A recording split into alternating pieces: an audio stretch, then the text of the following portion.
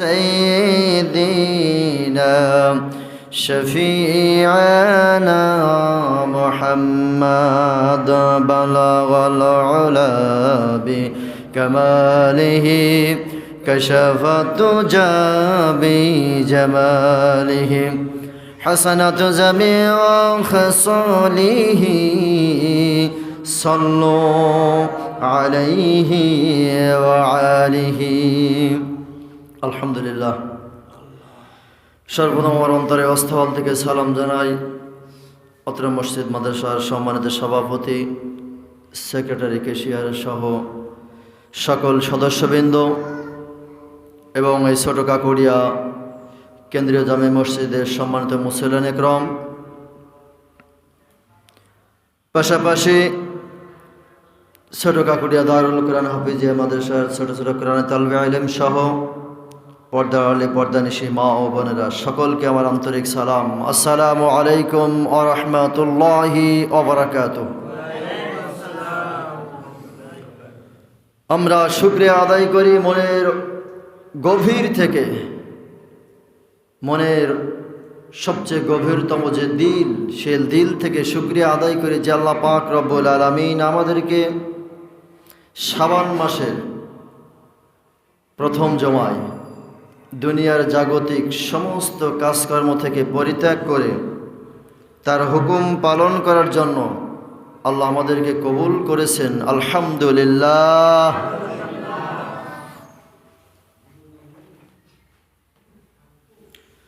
আরও একবার শুকরিয়া আদায় করি যে মালিক আমাকে আপনাকে সুস্থতা দান করে অসংখ্য মানুষের মধ্য থেকে কিছু মানুষকে আমাদের আল্লাহ কবুল করে তার জান্নাতে বাগানে জান্নাতি মেহমান করিয়েছেন। আলহামদুলিল্লাহ। দুরূদ পাঠ করে সেই বিশ্ব মানবতার মুক্তির দূত সে রসুল আকরামের প্রতি সংক্ষিপ্ত আকারে বলি সাল্লাল্লাহু আলাইহি ওয়াসাল্লাম। সম্মানিত উপস্থিতি,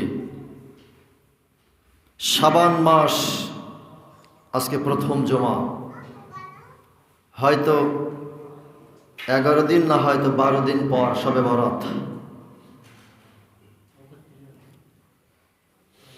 তো এই শাবান মাস আসলে আল্লাহ রাব্বুল আলামিনের রসুল অত্যন্ত খুশি হতেন, এত পরিমাণ খুশি হতেন যে আল্লাহর নবী আল্লাহর কাছে সাহায্য চাইতেন যে আল্লাহ, আমার যদি মৃত্যুর সময় সন্নিকটে এসে থাকে, আমি যদি মরে যাওয়ার হুকুম তোমার থাকে, আল্লাহ এই শাবান মাসটা আমার বাঁচিয়ে রাখো সামনে রমজানকে পালন করার জন্য। আলহামদুলিল্লাহ। সামনে যে রমজান মাস, এই মাসের পরেই হলো রমজান মাস। রমজান মাসের এতটা গুরুত্ব মর্যাদা যে আল্লাহ রসুল এই মাসে আল্লাহর কাছে সাহায্য চাইতেন যে আল্লাহ আমাকে বাঁচিয়ে রাখো রমজানের রোজা পর্যন্ত। আর এই রমজানের আগে যে শাবান মাস এখন চলছে, এই শাবান মাস আমাদের উচিত বিশ্ব নবীর ওই হাদিস আমল করা যে রমজানের রোজা আসার আগে তুমি পরিপূর্ণ মুসলিম হয়ে যাও, ইমানদার হয়ে যাও, প্রস্তুত হয়ে যাও রমজানের শুকরিয়া আদায় করার জন্য। বাংলা অর্থ হলো শাবান মাস, অর্থাৎ ধৌত করা। আমার আপনার জীবনে যে গুনাহগুলো করে ফেলেছি, সেই গুনাহ থেকে আল্লাহর কাছে পানাহ চাওয়া। কারণ রমজানে কোনো গুনাহগার যেন গুনার বোঝা নিয়ে রমজান মাসে উপস্থিত না হয়। কিন্তু আমাদের সমাজের, আমাদের দেশের যে কালচার দাঁড়িয়ে গিয়েছে, কয়লা ধুলেও ময়লা দূর হচ্ছে না। আল্লাহ রসুল বলছেন এই পবিত্র মাস শাবান মাসে তুমি পবিত্র হয়ে নাও রমজানের রোজা রাখার জন্য। আজকে আমরা নোংরা খেলায় মেতে আছি, দুনিয়ার রঙ্গ তমাশায় মেতে আছি, শাবানের এই মাসে আমাদের কলিজা দিলকে ধৌত করার জন্য আল্লাহ নির্দেশ দিয়েছে। আর এই মাসে যত আকাম কুকাম করে রাখবো, সামনে রমজান মাস আসলে একটা তসবিহ একটা টুপি মাথায় দিয়ে আল্লাহর ওলি সাজবো। আফসোসের বিষয়, আল্লাহ রাব্বুল আলামিন বললেন, ফা'বুদু মা শি'তুম মিন দুনিহি কুল ইন্নাল খাসিরিনাল্লাযীনা খাসিরু। আজকে তোমরা যারা আমি আল্লাহ আমার ইবাদত বাদ দিয়ে দুনিয়ার তাগুদের আইন নিয়ে দুনিয়ার ভোগ বিলাসী নিয়ে যারা মত্ত আছো, তোমাদেরকে আমি জানিয়ে দেই, ফা'বুদু মিম্মা শি'তুম মিন দুনিহি। তোমরা যারা আমি আল্লাহ আমার দাসত্ব যদি করতে না চাও, গোটা পৃথিবীর মানুষ যদি কেউ আমার দাসত্ব না করে, জিন জাতীয় যদি আমার দাসত্ব না করে, মা শি'তুম মিন দুনিহি, যদি সকল মানুষ আমি আল্লাহ আমার বিরুদ্ধে চলে যায়, আমার ইবাদত তারা যদি না করে, জিনগুলো যদি আমার ইবাদত না করে, কুল ইন্নাল খাসিরিনাল্লাযীনা খাসিরু। হে নবী, আপনি তাদেরকে জানিয়ে দিন, দুনিয়ার সমস্ত মানুষ এবং সমস্ত জিন মিলে যদি আমি আল্লাহ আমার ইবাদত দাসত্ব না করে, গোলামি না করে, আমি আল্লাহ আমার জন্য বিন্দু পরিমাণ ক্ষতি হবে না। কুল ইন্নাল খাসিরিনাল্লাযীনা, আমার কোনো ক্ষতি হবে না, ওয়া খাসিরুম, অবশ্যই তাদের ক্ষতি হবে, আনফুসাহুম ওয়া আহলিহুম ইয়াওমাল কিয়ামাহ, তার পরিবার আত্মীয় স্বজন আপন পরিবার পরিজন যারা আছে তারা সকলে মিলে কিয়ামতের ময়দানে ক্ষতিগ্রস্ত হয়ে যাবে। অর্থাৎ আপনি যদি আল্লাহর ইবাদত নাও করেন, আল্লাহর কিছুই হবে না। আপনার আত্মীয় স্বজন আপনজন সকলে মিলে যদি বলেন আমি আল্লাহর ইবাদত করব না, আল্লাহ তাআলা বলছেন আমার কোনো ক্ষতি হবে না। ওয়া খাসিরুল্লাযীনা আনফুসাহুম, ক্ষতি তাদের নিজেদের আপনজনদের হবে। ওয়া আহলিহিম ইয়াওমাল কিয়ামাহ, কিয়ামতের ময়দানে তারা ক্ষতিগ্রস্ত হবে। আলা যালিকা হুয়াল খুসরানুম মুবিন, তোমরা জেনে নাও সেদিন আমি আল্লাহ ছাড়া আর কেউ বিচারক হবে না। অর্থাৎ তাম পৃথিবীর মানুষ যদি সকলে মিলে আমি আল্লাহ আমার দাসত্ব না করে, সবাই যদি আমার বিরোধিতা করে, তবু আমার কোনো ক্ষতি হবে না। যার ক্ষতি তার নিজের হবে। এবং যে বংশ, যে আভিজাত্যের অহংকার করেছিলে, যে সম্পদের অহংকার করেছিলে, গোষ্ঠীর বড়াই করেছিলে, ক্ষমতার দাপট দেখিয়েছিলে, আজকে তোমরা নিজেরাই নিজেদের ক্ষতি সাধন করলাম। আমি আল্লাহ আমার কিছুই হবে না। আল্লাহ রাব্বুল আলামিন আবার বললেন, আল্লাযীনা ইয়াসতামিউনাল কাওলা ফায়াত্তাবিউনা আহসানু। হে নবী, আপনি তাদেরকে জানিয়ে দিন, যারা আমার এই উপদেশ শুনল এবং মেনে নিল, তাদেরকে সুসংবাদ জানিয়ে দিন, ফায়াত্তাবিউনা আহসানু, তারাই উত্তম এবং তাদের এই উত্তম প্রতিদান আমি আল্লাহ রাব্বুল আলামিন নিজে হাতে দান করব।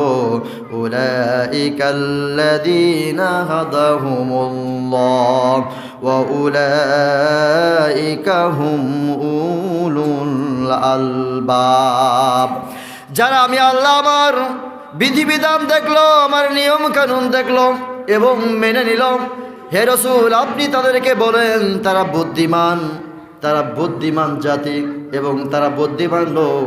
আর বুদ্ধিমান লোকের জন্যই আমি আল্লাহ রাব্বুল আলামিন পুরস্কৃত রেখেছি।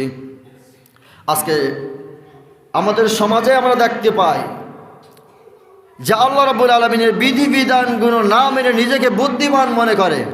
আল্লাহর ভাষায় তারা পাগল। আল্লাহর ভাষায় তারা কি? পাগল, নিজেকে যে বড় মনে করে আসলে সে পাগল। আল্লাহর বিধিবিধান ছাড়া, আল্লাহর বিধিবিধান ছাড়া যারা দুনিয়ায় সমাজে শান্তি কায়েম করতে চায় তারা পাগল।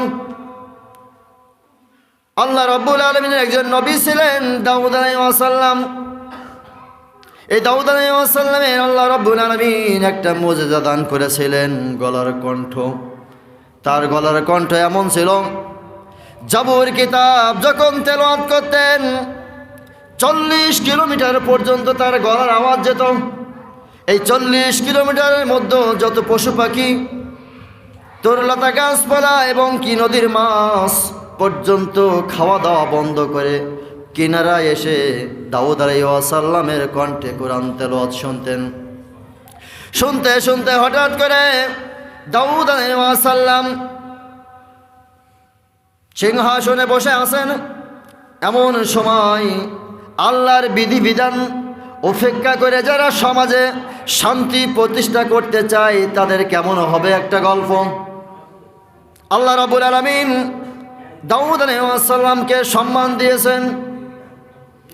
আল্লাহ তাআলা দাউদ আলাইহিস সালামকে সম্মান দেওয়ার পরে দাউদ আলাইহিস সালাম একদিন একটা কাজ নিজের ইচ্ছায় শান্তি প্রতিষ্ঠা করার জন্য কাজ শুরু করলো।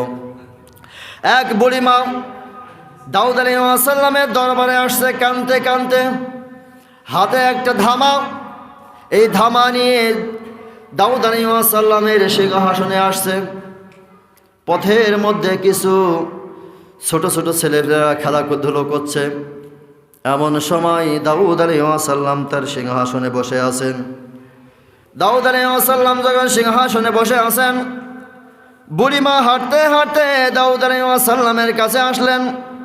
দাউদ আলাইহিস সালামের কাছে এসে বলছেন, ও আল্লাহর নবী, ও দাউদ, আল্লাহ রাব্বুল আলামিন আমার সাথে একটা বেইনসাফি করেছে। তুমি তো আল্লাহর নবী, তুমি তোমার আল্লাহকে বলো জানো আমার সাথে এই বেইনসাফিটা আল্লাহ না করে। দাউদ আলাইহিস সালাম অত্যন্ত ঠান্ডা মানুষ, ধর্মভীরু নরম মানুষ। দাউদ আলাইহিস সালাম বুড়িমার কথা শুনে চিন্তা করলো যে বুড়িমা আল্লাহকে যেভাবে দোষ দিচ্ছে, যদি বুড়িমাকে আমি সান্ত্বনা করি তাহলে হয়তো আল্লাহকে নিয়ে আরও বাজে কথা বলবে। দাউদ আলাইহিস সালাম জিজ্ঞাসা করলেন, ও বুড়িমা তোমার কি হয়েছে? দাউদ আলাইহিস সালামের কথার জবাবে বুড়িমা বলল, ও আল্লাহর নবী দাউদ, আমি অত্যন্ত গরিব মানুষ।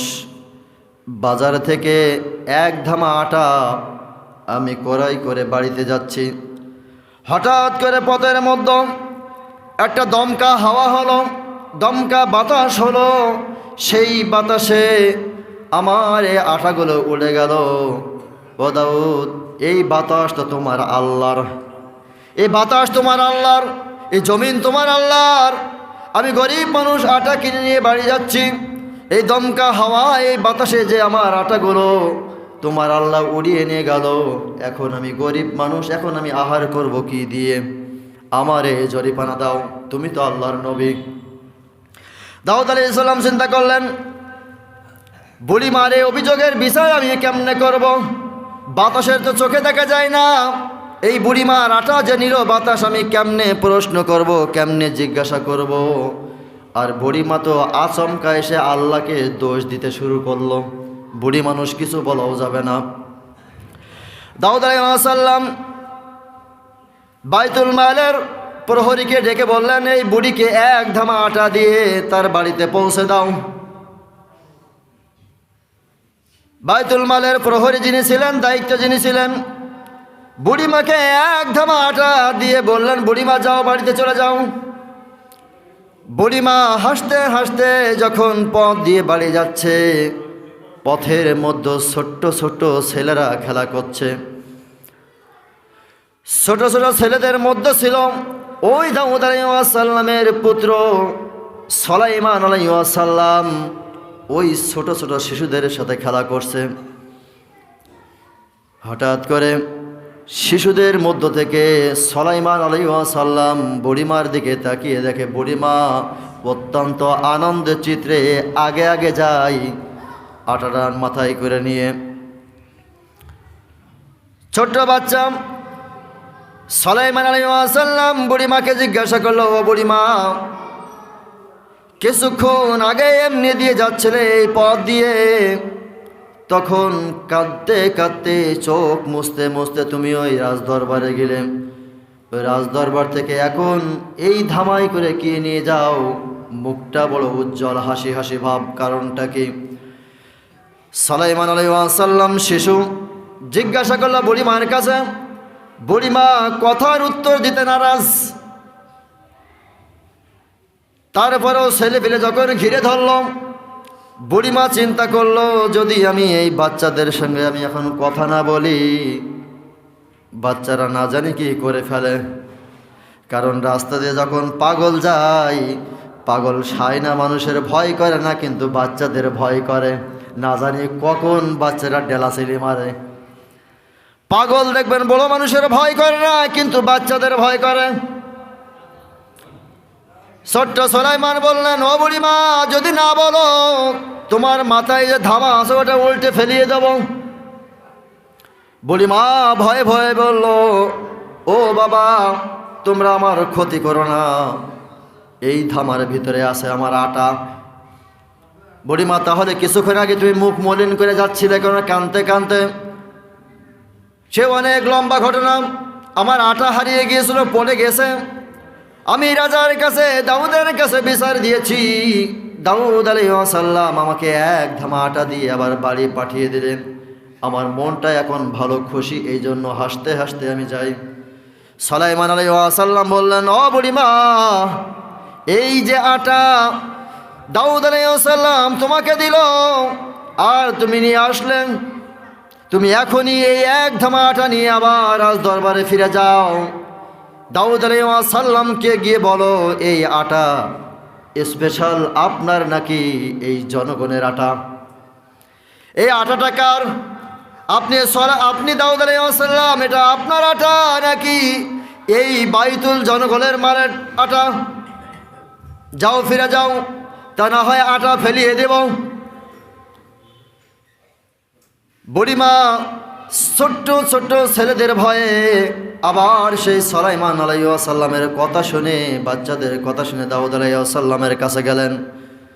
গিয়ে বলতে, রাজা মশাই, ও আল্লাহর নবী দাউদ, আপনি এক ধামা আটা দিলেন, এই আটাটা নিয়ে আমি যাইতেছিলাম, পথের মধ্যে কিছু ছোট ছোট ছেলেমেয়েরা আমাকে আটকে দিল। এই কথা বলেছে, এই আটা আপনার নাকি রাজকোষের? যদি আপনার হয় তাহলে আমি নিতে পারবো, যদি রাজকোষের আটা হয় আবার ফিরে যেতে দিতে হবে। এই জন্য আমি আসলাম আবার পুনরায় আপনার কাছে, কি করব? দাউদ আলাইহিস সালাম চিন্তা করলেন, বর্তমান সময়ের আমি হলাম দেশের প্রেসিডেন্ট, আমি হলাম দায়িত্বে, আমার হুকুমের বাইরে এমন কাজ করতে পারে এমন কার হুকুম, এমন কার সাধ্য আছে? দাউদ আলাইহিস সালাম বুড়িমাকে বললেন, ও বুড়িমা, 2 থেকে 3 জন প্রহরী নিয়ে যাও, পথের মধ্যে যে সমস্ত ছেলেরা তোমাকে আটকে দিয়েছে তাদেরকে দেখিয়ে দাও, আমার এই প্রহরীরা তাকে উঠিয়ে নিয়ে আসবে, আটক করে নিয়ে আসবে। দাউদ আলাইহিস সালামের হুকুম পেয়ে 3 থেকে 4 জন প্রহরী চলে গেল। বুড়িমার সাথে যে দেখে পথের মধ্যে কিছু বাচ্চারা খেলা করছে। দূর থেকে বুড়িমা বলছে, ওই যে বাচ্চাটা, ওই বাচ্চাটা আমার সাথে এই ব্যবহার করেছে। 4 জন প্রহরী গেল, গিয়ে দেখে সর্বনাশ, এটা হলো রাজার ছেলে, রাজার ছেলে সুলাইমান। প্রহরীরা বলল, ও দাউদ আলাইহিস সালামের সন্তান সুলাইমান, আপনার পিতা এই মুহূর্তে আপনাকে তলব করেছে, ডেকেছে, রাজ সভায় চলেন। সুলাইমান আলাইহিস সালাম প্রহরীর সঙ্গে চলে গেল রাজ দরবারে। দাউদ আলাইহিস সালাম বসে আছেন সিংহাসনের উপরে। সুলাইমানকে ডেকে বলছে, ও আমার সন্তান, তুমি কি বুড়িমার সাথে এমন ভাবে আচরণ করেছো? সুলাইমান আলাইহিস সালাম, তিনিও আল্লাহর নবী, মিথ্যা বলতে পারে না। তিনি ডেকে বলেন, হ্যাঁ পিতাজি, আমি বলেছি। দাউদ আলাইহিস সালাম মনের অজান্তে কষ্ট পেলেন। কষ্ট পাওয়ার পরে সন্তানকে ডেকে বললেন, ও আমার সন্তান, আজকে তুমি আমার সাথে যে ধৃষ্টতা দেখিয়েছো, যে সাহসিকতা দেখিয়েছো, যে কথাগুলো বলেছো, আমার মান সম্মান তো নষ্ট হয়ে গেছে। কারণ রাজার বিচারের পর জনগণ যদি উল্টো রায় দেয়, এতে রাজার মান সম্মান থাকে না। তা আল্লাহ রাব্বুল আলামিন আমাকে ইলহামের মধ্যে জানিয়েছে যে আমার পরে নবী হবে তুমি, এই জন্য আমি তোমাকে আজকে হত্যা করলাম না, কিন্তু 4টা প্রশ্নের উত্তর দিতে হবে। এই 4টা প্রশ্নের উত্তর দেওয়ার পরে এই বিচারের সমাধান করতে হবে। কেন তুমি আমার সাথে এমন করলাম? 1 নম্বর প্রশ্ন যখন বলতে যাবে, জিবরিল আমিন এসে বলতেছে, ও দাউদ আল্লাহর নবী, প্রশ্নকারী বলো নাকি উত্তর দেওয়াকারী বলো? প্রশ্ন যে করে সে বলো না উত্তর যে দেয় সে বলো? দাউদ আলাইহিস সালাম আল্লাহর নবী বুঝে ফেললেন যে জিবরাইলকে বলতে চাই। দাউদ আলাইহিস সালাম তখনই সিংহাসন থেকে নেমে সুলাইমান আলাইহিস সালামকে সিংহাসনে বসিয়ে দিলেন। সুবহানাল্লাহ। যখন বসিয়ে দিলেন, এবার প্রশ্ন করতেছে, ও সুলাইমান, 1 নম্বর প্রশ্ন হলো, এই পৃথিবীতে সত্য কি? 2 নম্বর, এই পৃথিবীতে মিথ্যা কি? 3 নম্বর, এই পৃথিবী বেদামি কি? 4 নম্বর, এই পৃথিবীতে সবচাইতে দুর্দেশ হলো কোনটা? দুর্দেশ। সুলাইমান আলাইহিস সালাম প্রশ্ন 4টে শুনলেন। 1 নম্বর সত্য কি? 2 নম্বর মিথ্যা কি? 3 নম্বর বেদামি কি? 4 নম্বর দুর্দেশ কি? সুলাইমান আলাইহিস সালাম 2 রাকাত নামাজ আদায় করে সিংহাসনে বসলেন। বসার পরে পিতাকে উত্তর দিলেন, বাবা, এই পৃথিবীতে সত্য হলো মরণ, সত্য হলো মরণ। 2 নম্বর মিথ্যা হলো এই দুনিয়া, যার জমকপূর্ণ রঙিন এই দুনিয়া তবুও মিথ্যা। 3 নম্বর বেদামি হলো এই, আজকে আপনি দাউদ, আপনি বর্তমান সময়ের প্রধানমন্ত্রী, কত মূল্য আপনার, কত সম্মান আপনার, যদি এখনই মারা যান আপনার আর 4 পয়সা মূল্য থাকবে না। এই দুনিয়াতে আপনি বেদামি, এই দুনিয়ায় আপনার আর কোনো মূল্য থাকবে না। 4 নম্বর দুর্দেশ হলো এই, ঘরের পিছনে অথবা ঘরের ভিতরে কবর থাকে, যেই দেশে একবার যায় আর ফিরে আসে না, এর চাইতে দুর্দেশ পৃথিবীতে আর কিছু নেই। পৃথিবীর এক প্রান্ত থেকে অন্য প্রান্তে মুহূর্তের খবর নেওয়া যায়, কিন্তু ঘরের উঠানে এমন একটা দেশ আছে যেই দেশে একবার গেলে আর ফিরে আসা সম্ভব না, দুর্দেশ। সুলাইমান আলাইহিস সালাম যখন 4টা প্রশ্নের উত্তর দিলেন, দাউদ আলাইহিস সালাম বুঝে ফেললেন সন্তান আমার বড় হয়ে গিয়েছে, আল্লাহ রাব্বুল আলামিনের সাহায্য পেতে শুরু করেছে। দাউদ আলাইহিস সালাম বললেন, ও আমার সন্তান, এই বুড়িমার আটার নিয়ে তুমি বিচার ফাইসালা করো। সুলাইমান আলাইহিস সালাম সিংহাসনের সামনে বড় একটা টেবিল, টেবিলের উপরে হাত রেখে জোরে একটা চড় মেরে বললেন, ও বাতাস, আমার সামনে হাজির হয়ে যাও। কারণ আল্লাহ রাব্বুল আলামিন সুলাইমান আলাইহিস সালামকে যে ক্ষমতাগুলো দিয়েছিলেন, পৃথিবীর সমস্ত মাখলুকাতের ভাষা বোঝার ক্ষমতা আল্লাহ সুলাইমান নবীকে দিয়েছিলেন। এমনকি বাতাসের পরে ভেসে এক দেশ থেকে আরেক দেশ ঘোরার ক্ষমতা আল্লাহ দিয়েছেন। বাতাসকে তাবেদারি করার হুকুম দিয়েছেন, জিনকে তাবেদারি করার হুকুম দিয়েছেন। এক কথায় গোটা জমিনে আল্লাহর যত সৃষ্টি আছে সমস্ত সৃষ্টির অনুগত্য করার জন্য সবাইকে হুকুম দিয়েছিলেন। সুলাইমান আলাইহিস সালাম টেবিলে চাপড় দিয়ে বলতেছে, ও বাতাস, আমার সামনে হাজির হয়ে যাও। বাতাস তখন তার নিজস্ব আকৃতি ধারণ করে সুলাইমান আলাইহিস সালামের সামনে এসে উপস্থিত হয়ে বলেন, ও আল্লাহর নবী সুলাইমান বলেন। সুলাইমান আলাইহিস সালাম বলে, বাতাস, তুমি কি এই বুড়িমার আটা নিয়েছো? হ্যাঁ নিয়েছি। তো তুমি যদি আটা নিয়ে থাকো, তাহলে আটা কেন এই সুলাইমান এই দাউদের রাজসভা থেকে দিতে হবে? বাতাসকে প্রশ্ন করছে, যদি আটা তুমি নিয়ে থাকো তাহলে আটা আমি কেন দিতে যাব? কারণ এই আটা তো জনগণের আটা। তুমি যদি আটা নিয়ে থাকো, ওই বুড়িমাকে তুমি আটা ফেরত দাও। 10 জনের আমানতের মাল আমার বাবার কাঁধে, আমানতের খেয়ানত আল্লাহর নবী হয়ে করতে পারে না। এমন সময় জিবরিল আমিনকে আল্লাহ রাব্বুল আলামিন হুকুম পাঠিয়ে দিলেন, ও জিবরিল যাও, আমার সুলাইমান যেভাবে আজকে বিচারে আটকে ফেলেছে, বাতাসের তো নড়ার উপায় নেই, এখন বাতাসের তো কোনো ক্ষমতা নাই আমার হুকুম ছাড়া। সুলাইমানকে এসে বললেন, ও সুলাইমান, এই বুড়ির আটা বাতাসে নিয়েছে, তার কারণ হলো এই নদী দিয়ে একটা জাহাজ যাচ্ছে, হঠাৎ করে জাহাজের তলে একটু ছিদ্র হয়ে গিয়েছে। ওই ছিদ্র দিয়ে জাহাজে যেভাবে পানি উঠতে শুরু করেছে, কিছু সময়ের মধ্যে এই জাহাজটা গন্তব্যে পৌঁছানোর আগেই জাহাজটা বুড়ে যাবে, নষ্ট হয়ে যাবে। অসংখ্য মাল আছে এই জাহাজে। হঠাৎ করে ওই জাহাজের মালিক যিনি আল্লাহর কাছে দোহা তুলে ফরিয়াদ করলেন যে, আল্লাহ, আমার এই জাহাজটা এখন ছিদ্র হয়ে গেছে, আমার এই মালামাল নিয়ে আমি গন্তব্যে পৌঁছাইতে পারবো না। আল্লাহ, তুমি আমাকে বাঁচাও, এই জাহাজকে রক্ষা করো। এই জাহাজকে যদি তুমি রক্ষা করো আল্লাহ, এই জাহাজে যত সম্পদ আছে একটা ভাগ আমার জন্য রাখবো, আর 2টা ভাগ আমি আল্লাহ তোমার রাস্তায় দান করে দেব। সুবহানাল্লাহ। আল্লাহ রাব্বুল আলামিনের কাছে দোয়া যখন করেছে, ওই জাহাজের মালিক আল্লাহ দোয়া কবুল করেছে, কিন্তু জাহাজের ছিদ্র আল্লাহ কি দিয়ে বন্ধ করবে? বাতাসকে অর্ডার দিলেন, ও বাতাস, তুমি যাও জাহাজের ছিদ্রটা বন্ধ করে দাও। এখন বাতাস কিভাবে বন্ধ করবে? পাশ দিয়ে এই বুড়ি মা যাচ্ছে তার আটা নিয়ে, তার আটাটা নিয়ে ওই জাহাজের ছিদ্র আমি বন্ধ করেছি। ও আল্লাহর নবী সুলাইমান, বুড়িকে তার বাড়িতে যেতে বলো, ওই জাহাজে ঘাটে পৌঁছে গেছে। ওই জাহাজের মালিক শুধু ওই বুড়িকে না, ওই মহল্লায় যত গরিব মানুষ আছে সকলের রিজিক সে পৌঁছে দেবে। সুবহানাল্লাহ। সম্মানিত উপস্থিতি,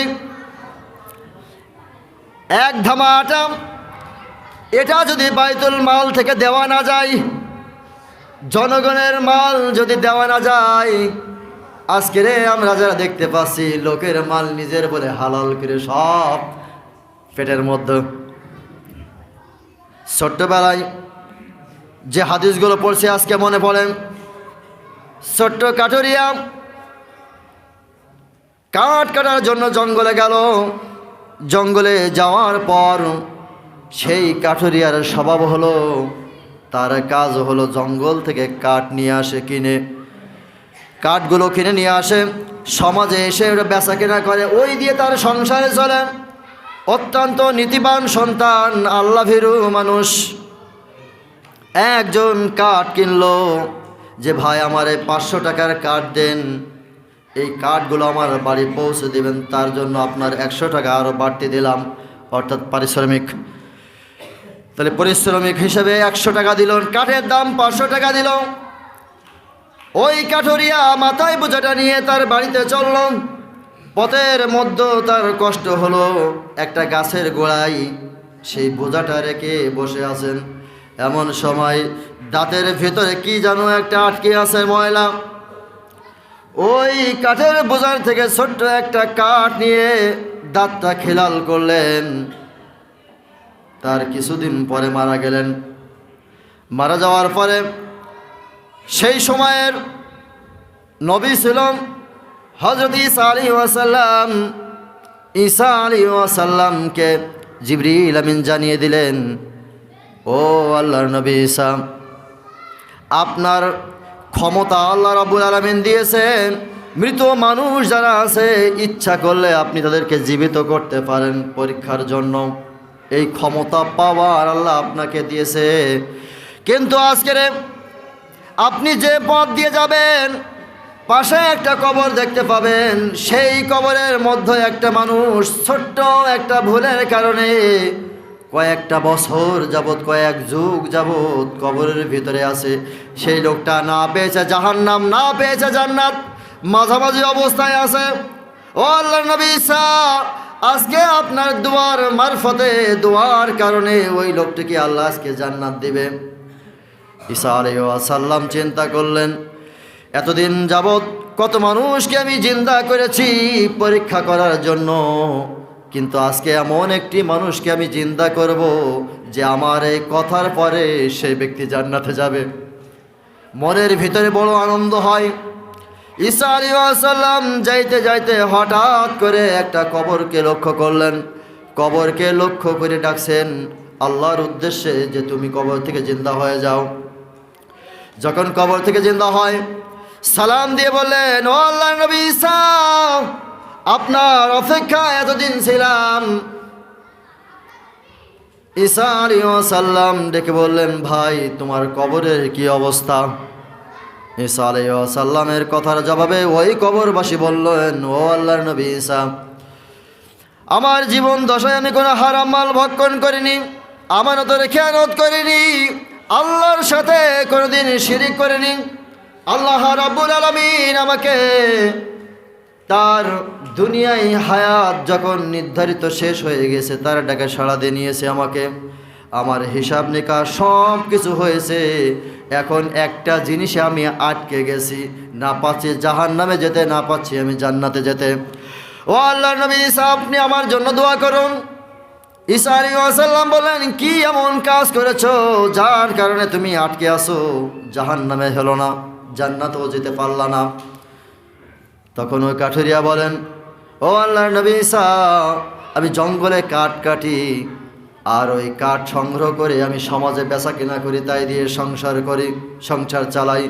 হঠাৎ করে আমার কাছে একটা মানুষ একটা বোঝা জ্বালানি কিনলো 500 টাকা দিয়ে মনে করেন, আর 100 টাকা হাদিয়া স্বরূপ, শ্রম স্বরূপ আমাকে দিল এই 600 টাকা। আমি কাঠগুলো নিয়ে তার বাড়িতে যাব। পথের মধ্যে আমি কষ্ট হলো, একটু গাছের সাথে জিরিয়ে নিলাম। এমন সময় দাঁতে খেলাল করার জন্য ওই বোঝার থেকে একটা কাঠি ভেঙে নিয়ে আমি খেলাল করেছি। আল্লাহ রাব্বুল আলামিনের ফেরেশতা আজকে জিজ্ঞাসা করেছে, ও কাঠুরিয়া, এই বোঝার দাম তুমি কি পেয়েছিলে? হ্যাঁ আমি পাইছি। তোমার এই মজুরি শরীফ কি তোমাকে টাকা দেওয়া হয়েছে? হ্যাঁ হয়েছে। তাহলে তাকে সেই মালিকের অনুমতি বাদে কেন তুমি তার জ্বালানি থেকে একটা জ্বালানি ভেঙে নিয়ে কেন তুমি খেলাল করলে? ও আল্লাহর নবী, ওই যে খেলাল করেছে একটা কাঠি নিয়ে, সেই জায়গায় দাঁড়িয়ে আছি আমি। সম্মানিত উপস্থিতি, আল্লাহর নবী ঈসা দোয়া করলেন, আল্লাহ রাব্বুল আলামিন তাকে মাফ করে দিলেন, জান্নাত দিলেন। ছোট্ট একটা কাঠি যদি মালিকের হুকুম ব্যতীত নিয়ে যদি খেলাল করার জন্য যুগ যুগ কবরে প্রশ্নের উত্তর দিতে হয়, আপনার আমার কাছে যে আমানত থাকে, আপনি যে আমানতদার, আমি কতটুকু সেই আমানতের রক্ষা করলাম? আমানতের খেয়ানত যদি আমার দ্বারা চুল পরিমাণ হয়, আল্লাহর কসম, যদি ওই ব্যক্তি মাফ না করে, আপনাকে জাহান্নামে যাওয়া ছাড়া আর উপায় থাকবে না। এই পৃথিবীতে সব চাইতে বড় আমানত হলো আল্লাহ রাব্বুল আলামিন আমাকে যে জীবন দিয়েছেন। কত মানুষ তো মায়ের পেটে মারা যায়, কত মানুষ ছোট অবস্থায় মারা যায়, কিন্তু আমি 40 বছর 50 বছর যায়ু পেলাম, এটা আমার কাছে বড় আমানত। আমি এই আয়ু পাওয়ার পরে, এই জীবন পাওয়ার পরে সেই আল্লাহর বিধিবিধান আমি কতটুকু মেনে চলেছি, এটা আমার কাছে আমানত। আমি কি হিসাব দেব? সম্মানিত উপস্থিতি, এজন্য আসুন আমরা আমাদের আমানতের দিকে লক্ষ্য রেখে আল্লাহর বিধিবিধানগুলো যেন সমাজে বাস্তবায়ন হয়, নিজের জীবনে বাস্তবায়ন হয়, সেই লক্ষ্যে আল্লাহ রাব্বুল আলামিন আমাদেরকে কবুল করুক। সবাই বলে আমিন। ওয়া আখিরু দাওয়ানা আলহামদুলিল্লাহি রাব্বিল আলামিন। আসসালামু আলাইকুম ওয়া রাহমাতুল্লাহ।